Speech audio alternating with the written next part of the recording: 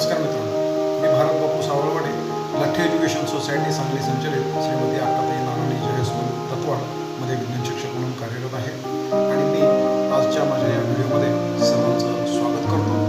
आजचा आपला हा व्हिडिओ विद्यार्थ्यांना वस्तुनिष्ठ प्रकारचे प्रश्न जे असतात त्यांची तयारी कशी करावी याबद्दल मार्गदर्शन करणारा आहे. अर्थात सर्वच्या सर्व गोष्टी काही मी नव्यानं तयार केलेल्या नाही आहेत.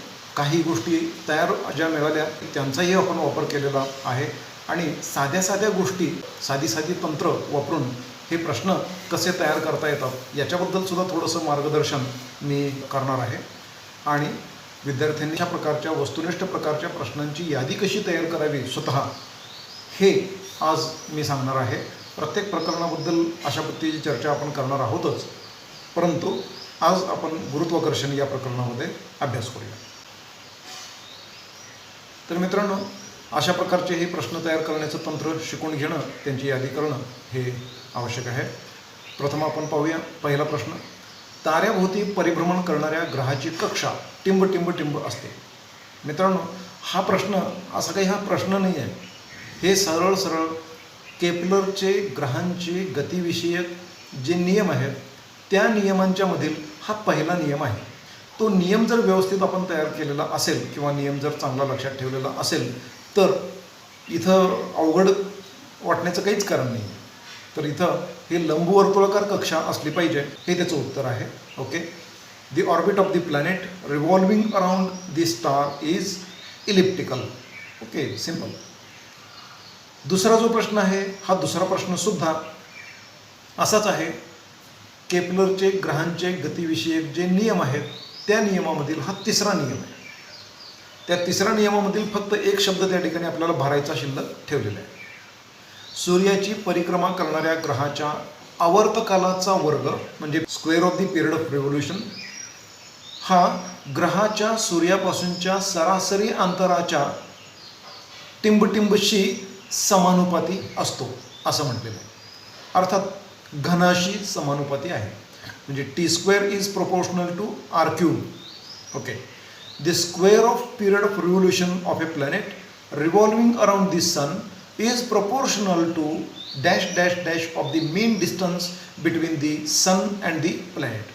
That means it is proportional to the cube of the mean distance between the sun and the planet. Okay. पुढील प्रश्न आहे.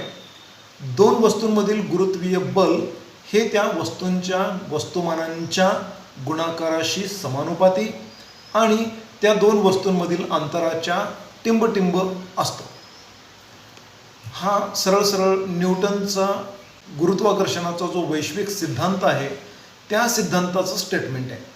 म्हणजे गणिती सूत्र ज्याच्यावरून तयार होतं ते हे स्टेटमेंट आहे. काय आहे तर अंतराच्या वर्गाशी व्यस्तानुपाती असं हे रिलेशन येणार आहे. Gravitational force between two objects is proportional to the product of their masses and is inversely proportional to the square of the distance between the two objects. पृथ्वीच्या पृष्ठभागावर कोणत्या ठिकाणी गुरुत्वीय त्वरणाचं मूल्य सर्वात कमी असेल? ओके. तर या ठिकाणी जीची किंमत म्हणजे ॲक्सेलरेशन ड्यू टू ग्रॅव्हिटी किंवा गुरुत्वीय त्वरणाचं मूल्य ही संकल्पना स्पष्ट करणारा व्हिडिओ किंवा त्याबद्दलची संकल्पना आपली जर चांगली तयार असेल तर या प्रश्नाचं उत्तर देणं अतिशय सोपं आहे. मित्रांनो, लक्षात घ्या. पुन्हा एकदा आठवण करून देतो. पृथ्वीचा जो पृष्ठभाग आहे त्या पृष्ठभागामधील विषुववृत्त जे आहे या विषुववृत्तावरील त्याची त्रिज्या जास्त आहे. त्रिज्या जास्त तर G बरोबर Gm/r². यामध्ये आरची किंमत जास्त झाली म्हणजे छेदाची किंमत जास्त झाली तर एकूण ते जे गुणोत्तर आहे त्याची किंमत कमी होते आणि म्हणून विषुववृत्ताच्या ठिकाणी जीची किंमत किंवा गुरुत्वीय त्वरणाची किंमत सर्वात कमी असेल आणि ध्रुवावर ती किंमत जास्त असेल कारण आरची किंमत छोटी असणार आहे, कमी असणार आहे. The value of acceleration due to gravity is minimum at which place on the surface of the earth? As I have stated just now, equator will show the minimum value of acceleration due to gravity on the surface of the earth. चला आता मित्रांनो आपण पुढील प्रश्न पाहू. पृथ्वीच्या पृष्ठभागावर कोणत्या ठिकाणी गुरुत्वीय त्वरणाचं मूल्य सर्वात जास्त असेल? Okay, the value of acceleration due to gravity is maximum at which place on the surface of the earth? That means it is on the poles.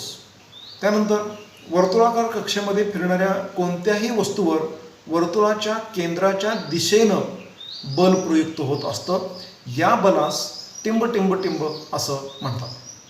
Here the force acting on the object moving along A circular path and that force is directed towards the centre of the circle that is called as dash dash dash. तर मित्रांनो, गोल फिरणाऱ्या वस्तूला जर दोरीनं बांधून ठेवलं असेल किंवा कोणत्याही अदृश्य शक्तीनं बांधून ठेवलं असेल तर त्या केंद्राकडे खेचणारं जे बल आहे त्या बलाला आपण अभिकेंद्री बल किंवा सेंट्रिपेटल फोर्स असं म्हणतो. पुढील प्रश्न आपण पाहू. जर अमितचे वस्तुमान 70 किलोग्रॅम असेल तर त्याच्यावर पृथ्वीचे किती गुरुत्वीय बल प्रयुक्त होत असेल? इथं खोडलेलं नाही आहे बरं का, हा प्रेझेंटेशनचा तिथली ती बाय डिफॉल्ट रेषा आहे, खोडलेली नाही आहे. If Amit has mass 70 kilogram, how much gravitational force of earth is acting on him और how much will be his weight on earth? म्हणजे किती गुरुत्वीय बल प्रयुक्त होत असेल किंवा त्याचं वजन किती असेल, असा प्रश्न विचारलेला आहे. तर याचं उत्तर आहे 686 न्यूटन इतकं.